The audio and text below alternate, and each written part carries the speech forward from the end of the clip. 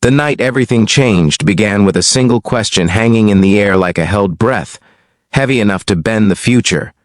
I had known her for years as a shadow at the edge of my life, familiar yet forbidden, and when her courage finally stepped forward, it felt like standing at the edge of a cliff, where one step could either teach me how to fly or break every bone I had. My best friend's sister looked at me with a calm that hid a storm, and in that moment, I understood that love never announces itself with certainty. It arrives as a test of the heart. If you believe that kindness still matters, that second chances can rewrite destinies, and that love grows best when rooted in sincerity, take a moment right now to like this video, leave a thoughtful comment, share it with someone who needs hope, and subscribe to the channel. Your support keeps stories like this alive. My name is Michael, and this story unfolded in a quiet corner of the United States where autumn leaves gather along sidewalks and memories stick to brick walls like ivy. I had grown up with Andrew since childhood, brothers in everything but blood, bonded by scraped knees, late-night confessions, and the kind of loyalty that feels unbreakable until life tests it. His family was my second home, and his younger sister, Rachel, had always been part of the background of my life, growing from a shy girl into a woman with thoughtful eyes and a strength that was easy to miss if you weren't paying attention. I never let myself look too closely because some lines felt sacred, and crossing them felt like betrayal even in thought. Life had not been gentle with Rachel.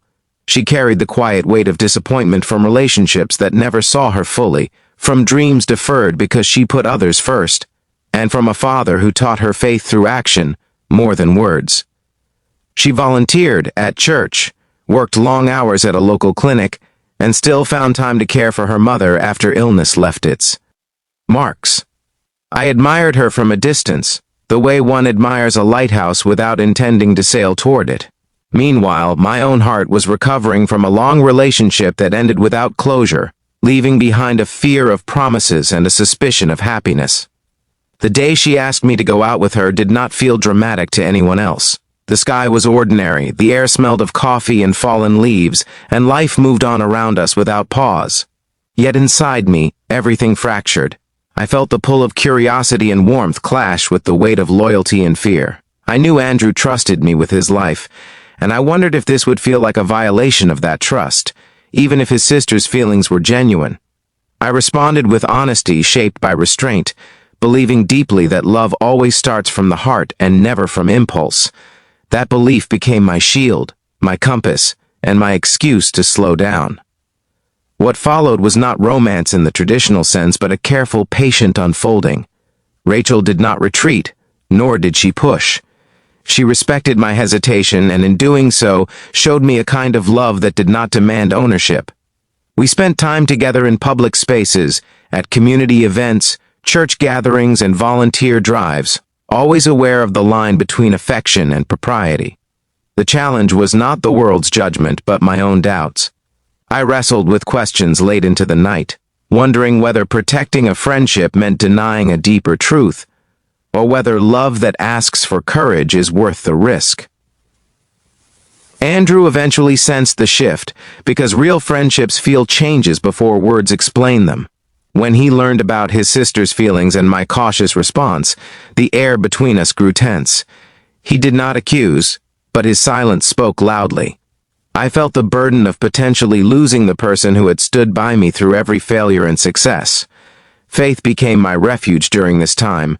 I prayed not for permission but for clarity, asking God to strip away selfish desire and leave only what was right. Rachel, meanwhile, continued to live with quiet grace. She never tried to compete with my past or pressure my future.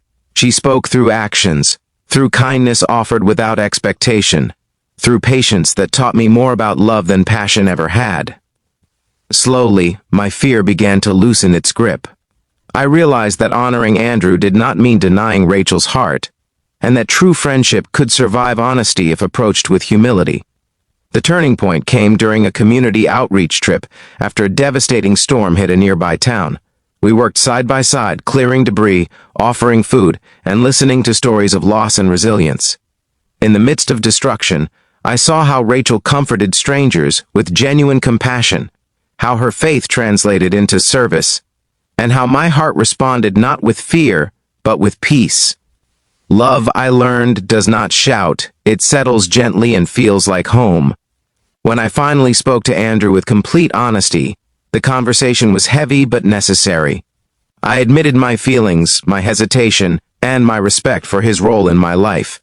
He did not respond immediately, and that waiting tested me more than any answer could.